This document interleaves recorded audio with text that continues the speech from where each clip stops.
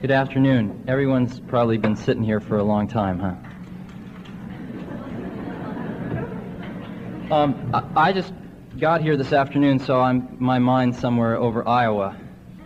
But a few things. Everyone here, I was told, is real bright. Is that true? Plus, I want to meet Eric later on. Which one's Eric? Right there. Oh, hi, Eric. How you doing?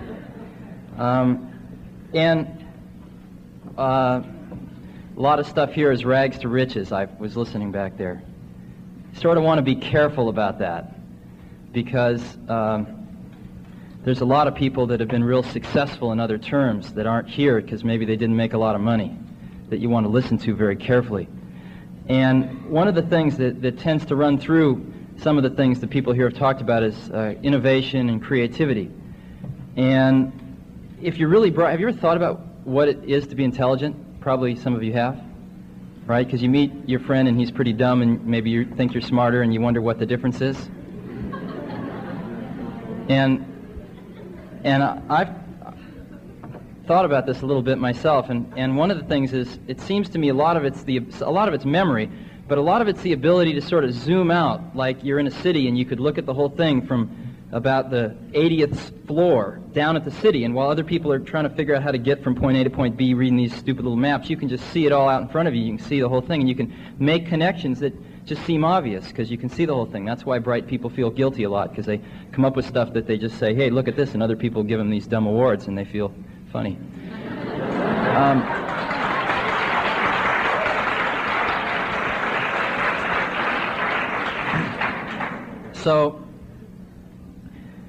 But the key thing is that if you're going to make connections which are innovative, to connect two experiences together, that you have to not have the same bag of experiences as everyone else does, or else you're going to make the same connections, and then you won't be innovative, and then nobody will give you an award. So what you've got to do is get different experiences than the normal course of events. And one of the funny things about being bright is everyone puts you on this path, you know, to go to high school, go to college. I've heard about some kid that's 14 on his way to Stanford, and that's great. That's sort of out of the ordinary. But you might want to think about going to Paris and being a poet for a few years, you know, or you might want to go to a third world country. I'd highly advise that. And see people and lepers with their hands falling off and all that stuff. It's very much so worth doing. You know, fall in love with two people at once. You know?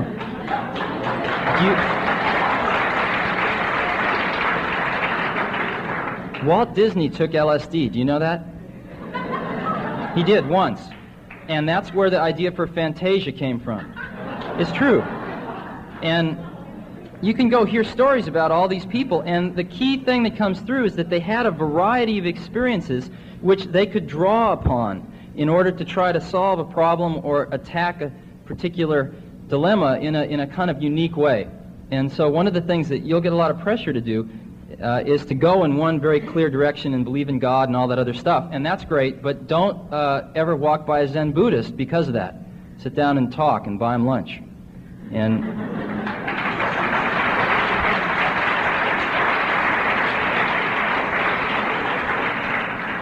one of the things that I had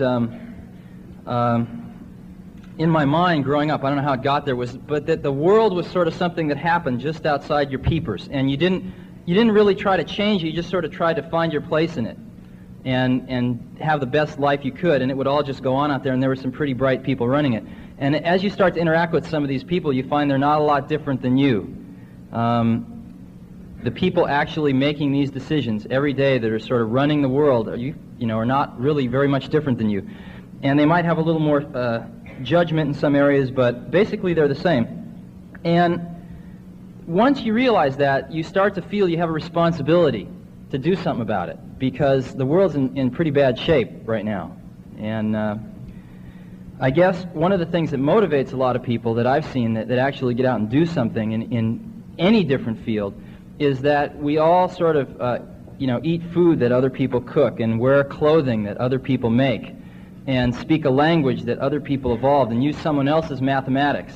And we're sort of taking from this giant pool constantly. And the most ecstatic thing in the whole world is actually to put something back into that pool.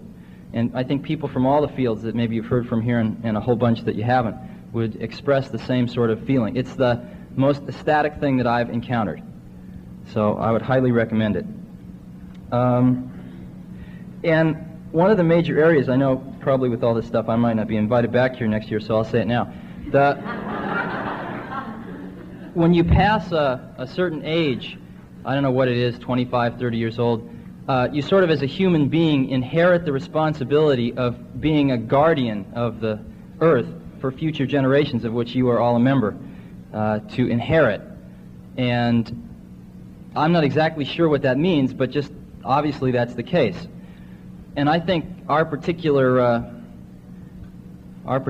this particular generation of people that is your guardian is doing an extremely poor job in one area, and one area where all of the help that you all can muster is really necessary. And that is that the chances that this planet's going to remain in one piece through your natural lifetimes is not extremely high right now. And it's fairly dismal. And I anticipate having some kids one day and helping them grow up to be sane human beings. And you people are going to be the people that are running the planet when my kids grow up. So would you please pay attention to this problem and try to do something about it? Because I'd like to see my kids grow up and be able to come here and sit like you and listen to a bunch of funny people. Thank you.